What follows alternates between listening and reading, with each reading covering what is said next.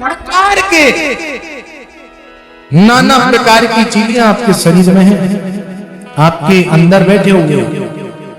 भगवान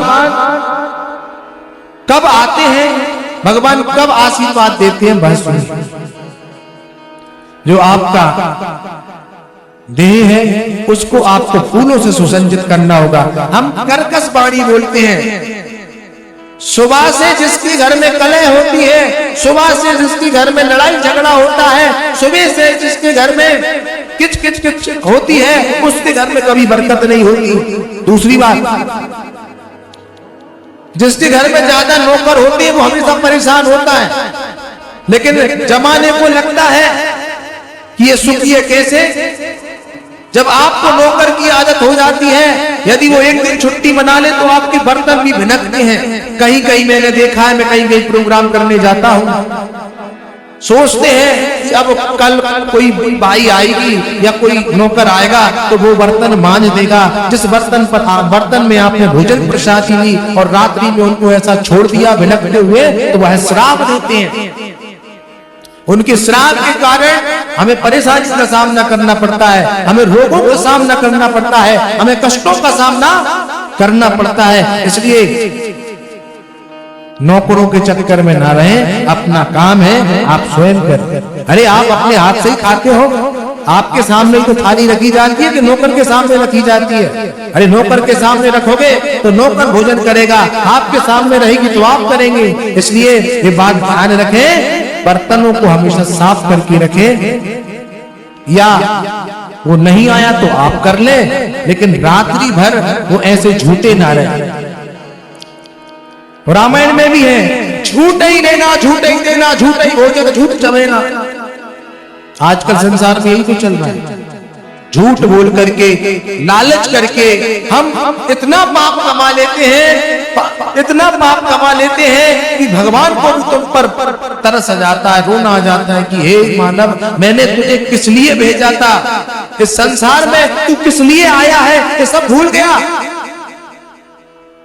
जब तेरी मेरे से मुलाकात हुई थी तो तूने एक ही बात कही थी, प्रभु एक मौका मुझे दे दीजिए, मैं आपको पक्का वचन दिलाता हूं कि मैं आपकी सेवा करूंगा। लेकिन धन के चक्कर में इतने झूठ बोले और झूठ बोलने में इतने पाप करे, इतने पाप करे कि भगवान से निगाह भी नहीं मिला पाए।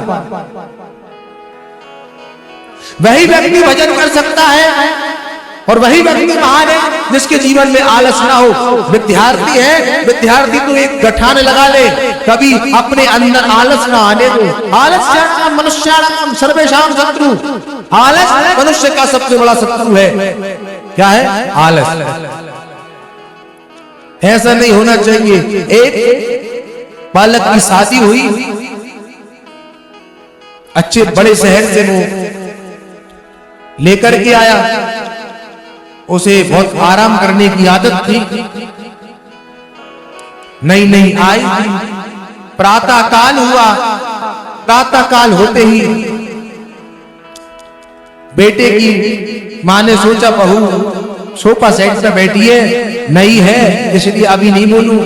उसको कुछ बुरा लग गया तो झाड़ू उठा करके लाई और स्वयं झाड़ू लगाने लगी। और यह दृश्य उसके बेटे ने देखा, अरे मेरी पत्नी बैठी है, मेरी माँ झाड़ू लगा रही है,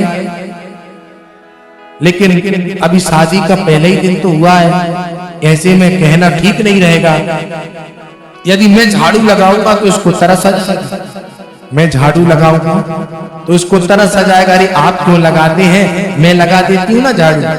तो ये गया माँ के पास, सामने ही बहू बैठी मोबाइल चला रही, आज का जमाना, वो तो बस फेसबुक चल रही थी उसकी, तो देखती जाए, इधर भी नीचे सिर कर ले गए। अरे मामा आप इतनी थक गई, अभी विवाह हुआ है मेरा, आपने बहुत काम किया, आप आराम करो, मैं झाड़ू लगाऊंगी। अरे नहीं बेटा, कोई बात थोड़ी ना है, मैं लगा लूंगी। कभी माँ झाड़ू छुड़ाए, कभी बेटा झाड़ू छुड़ाए। तो थोड़ी देर फेसबुक से ध्यान हटाकर बहू ने कहा, अरे तुम्हारी किच किच सुन के तो मेरा सिर दर्द होने लगा है। क्या किच किच सुन के मेरा सिर दर्द होने लगा है। अच्छा ऐसी बात है तो 15 दिन भैया आप लगा लेना, पति से कहा 15 दिन आप लगा लेना, 15 दिन आपकी माँ झाड़ू लगा लेगी, बस हो गया महीने भर का काम। तो उन दोनों का मुंह कर गया। तो आजकल बिल्कुल साफ साफ कहने का जमाना आ गया, ऐसे लोग हैं। प्रेम से बोलिए जय श्री राधे राधे, आनंद आनंद है।